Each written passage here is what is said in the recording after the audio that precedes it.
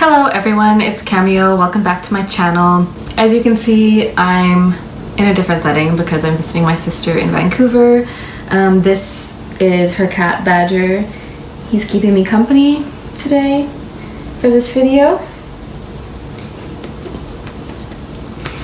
So today I'm just going to be talking about what I read in November and then also what I'm planning on reading in December, although I'm aware that the month is well underway. I actually only read two books in November, which is quite low even for me, but I was just very busy with other things.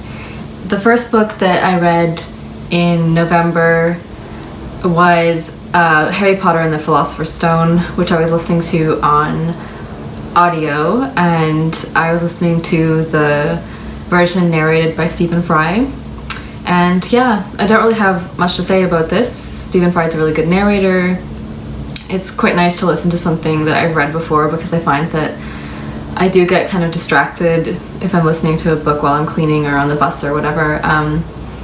Yeah, so that was really fun. The second book that I read was The Unexpected Genius of Pigs by Mark Whyman, and this was on my nonfiction November TBR. It's the only one that I got around to finishing, but it was actually better than I was expecting. I've read a lot of these sort of books about animal intelligence just because it sort of relates to the research topic that I did for my doctoral thesis. This was a pretty average book in comparison to what else is sort of out there on this topic. It's actually a bit less in depth than some of the other books that I've read, and that's probably just because it deals with one animal and it's quite short. And overall I quite liked it. There was a bit at the beginning where he was sort of really romanticizing domestication and talking about it in a way that was just sort of frankly inaccurate, I would have to say. But after that I kind of ended up agreeing with some of his viewpoints about how we approach domesticated animals, in this case pigs. So I actually kind of appreciated his conclusions and his overall approach by the end of the book. So in general I think it's quite important to try to move away from some of the stereotypes that we kind of learn as children or just learn in daily life about other animals. And I do feel that by the time I had finished this book I had learned a lot about how pigs actually are as opposed to how we think of them. So the book is kind of framed with three different perspectives. We have the author's perspective as somebody who has fallen into the world of pig keeping completely by accident and without any understanding of what he's getting himself into. So he and his wife adopt these two mini pigs, which I think most people know it's not a real thing. They're just pigs. So it's his experience kind of as they get really, really large and how he has to keep them in his garden and all of the brattiness and nonsense that they get up to, and also exploring their natural behaviors in that kind of setting, like rooting and stuff like that. And then another perspective is a scientist who he is interviewing, who is an expert on pig behavior basically. And then the third perspective is a woman who is kind of a professional pig keeper on a larger scale. And I think that it worked really well having those three perspectives coming together, because I think that obviously the scientific perspective is really valuable and we tend to give that more value than a personal perspective, although I'm not sure that that's necessarily for the best in terms of how we relate to non-human animals in a general way and personally. So I did appreciate that he also gave precedence to the sort of personal, subjective experience of interacting with non-human animals, just like I'm doing this little badger here, huh? So I think seeing that actual lived experience and personal connection with the pigs is very valuable, but also especially seeing the personal experience of somebody who is frankly much more knowledgeable than he is with his limited experience of two pigs in his backyard. Yeah, so overall it's a pretty good book if you want to know about pigs, and now I have learned that my dream of having a pet pig, you know, I had to change that a little bit. Basically, I'm gonna have to have 2 pigs at least because they don't do well alone because they're very social creatures. And yeah, basically I'm gonna have to find a way to run a hobby farm. Alright, so now I'm going to talk about what I'm planning on reading in December. I have a big stack here. And some of these are going to be for, my sister and I are going to do a Harry Potter themed readathon that she found on the channel Book Roast. So I'll link that down below. But anyway, I was going to try to do a vlog of that. So you'll hear more about which ones I'm doing for that in the future. I'll just kind of start with what I'm currently reading, I guess. So I'm reading Anna Karenina right now, in this beautiful vintage classic edition with the Russian textile covers. And I actually bought this just the other day, since I got to Vancouver here, and me and Savannah went book shopping and I actually filmed a vlog of that. So I'm not sure if it'll be up already by the time I post this, but if it is, I'll link it down below, of course. And yeah, I'm a little bit into it, but I just love kind of like a long book at this time of year, and Russian classics are really perfect for that. And I'm having fun annotating this, so yeah. The other book that I'm currently reading is The Bear and the Nightingale by Katherine Arden, which is also kind of Russian in theme, and it's inspired by Russian fairy tales and folklore.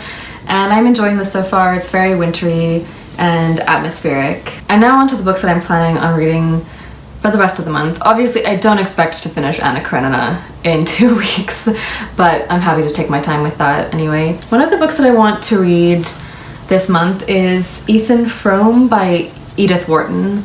And this is a very short little book, and it's set during the winter in New England and seems to be about a man who is kind of torn between his sick wife and another woman that he's in love with. So it sounds very Edith Wharton-y to me, and apparently it's very wintry and bleak, and I do like the sound of that at this time of year. Next, I would like to read As for Me and My House by Sinclair Ross. Now, this is somewhat of a Canadian classic, and it's set in Saskatchewan on the prairies in the winter, and I think I have read this before, or at least I've read most of it before, because this is kind of assigned reading in high school, or at least it is where I'm from, which is Saskatchewan. And yeah, it's very bleak and depressing if I remember correctly, but I actually can't really remember specifically what it's about, and the blurb on the back is quite vague, so I'll let you know once I've read it. And next, I would like to return to this old favorite of mine, which is The 101 Dalmatians by Dodie Smith. The Disney film of this is my favorite Disney film. I think it's brilliant, and I love the book that it's based off of too. It's just such a sweet story, and it just has a very charming quality to it that I can't imagine anybody reading this and not just being completely charmed and falling in love with it immediately.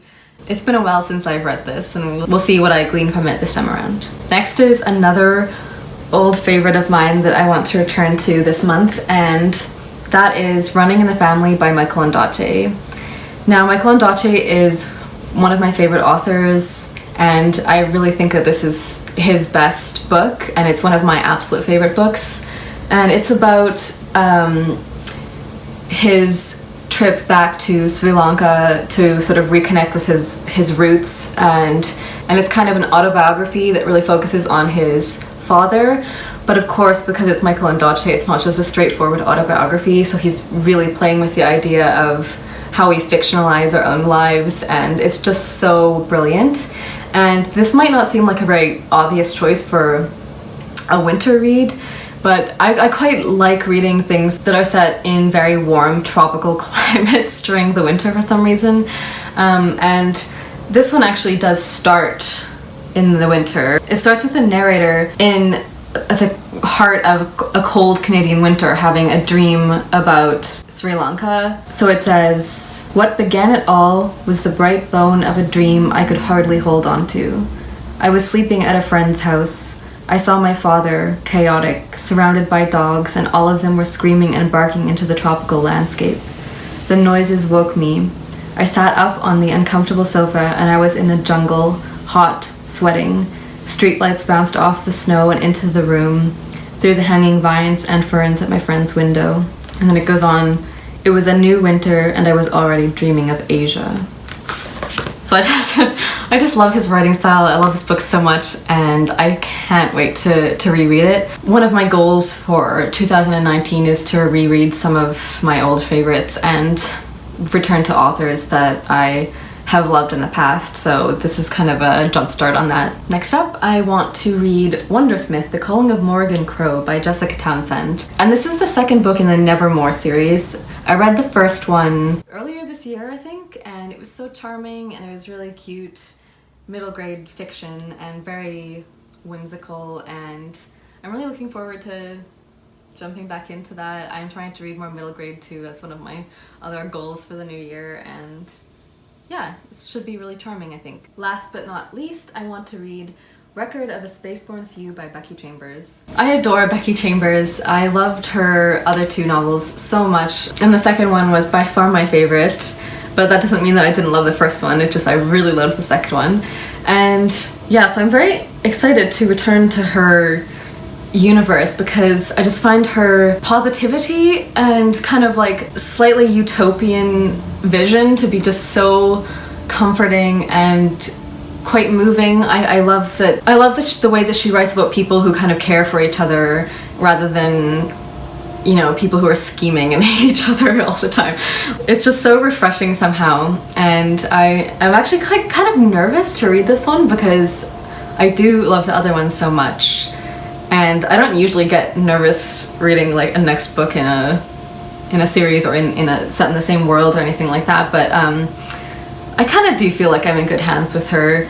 I think that this one is supposed to be more of a big cast, just like the first one was, so we'll see how I get on with it. I hope that it's as good as her other books. Alright, so those are my plans. It seems like a lot, of course. I don't expect to actually get around to all of these books, or at least finish all of these books. I think that there's some nice wintry reads to dig into. So I hope that you enjoyed this video. Check out the book shopping vlog. I'll see you again soon. Bye!